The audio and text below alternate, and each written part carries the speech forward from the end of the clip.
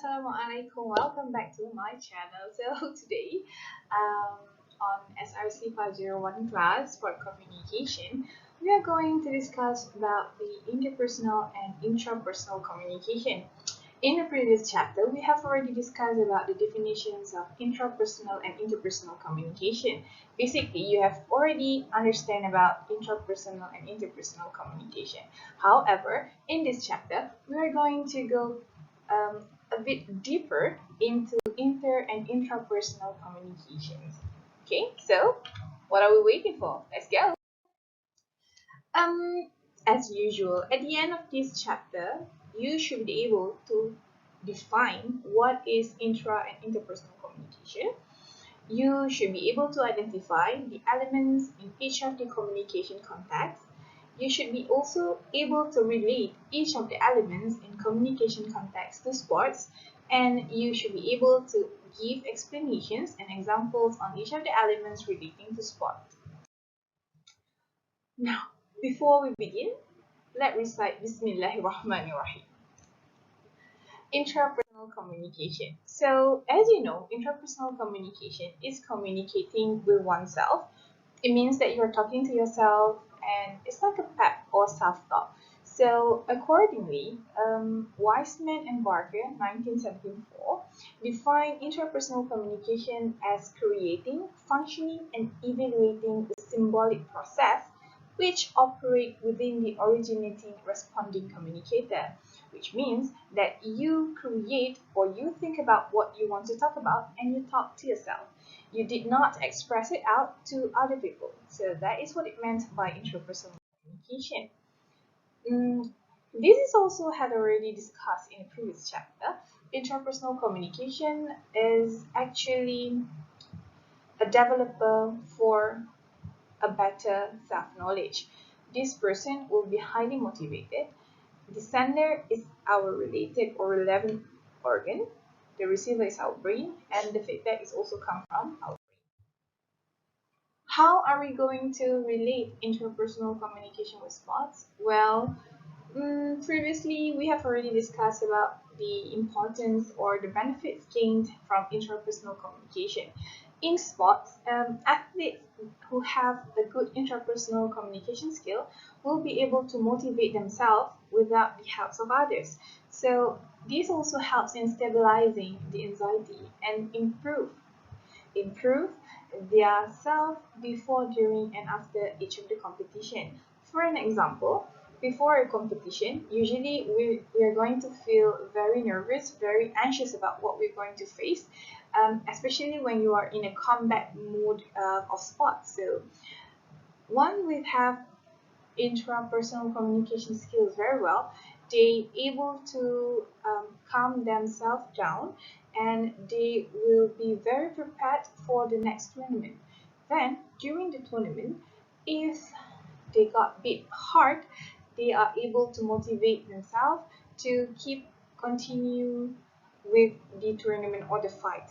Okay, and then after the tournament, if they win, then they are able to tell themselves not to brag about it. And if they lose the fight or the game, they are able to motivate to do better next time.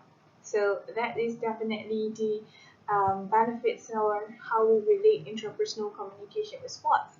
And intrapersonal communications also helps and increase the self-knowledge and self-actualization within oneself, because when you keep on talking to yourself, you will know yourself better, because when we have a pep talk or self-talk to ourselves, we eventually we know what we want to do and we know how to achieve it, and then we will definitely feel satisfied with what we have. So through that, it will create a self-awareness, and it will increase the level of emotional intelligence within yourself. Therefore, you will avoid stress and depressed, and you'll be happy with what you are, because you're already aware about what you have and what are your specialties.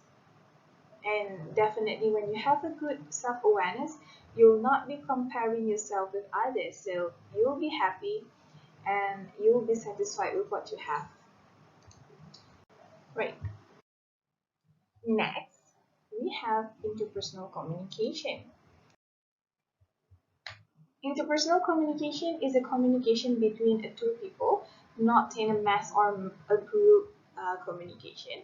So, Corey Floyd 2011 defined interpersonal communication as the communication between two people with the context of their relationship, which helps them negotiate and define their relationship. So, you do understand that this interpersonal communication involving the bonding or the relationship, what we call status. So it happens between an intimate bonding within a relationship, and it will evolve within time. For example, you have a best friend during the school days, but as time passes by, you may be um, are not able to be with him or her to spend your time. So you are going to develop new friends. You're going to have a new best friends. And same goes to your best friend. So this relationship will change by time.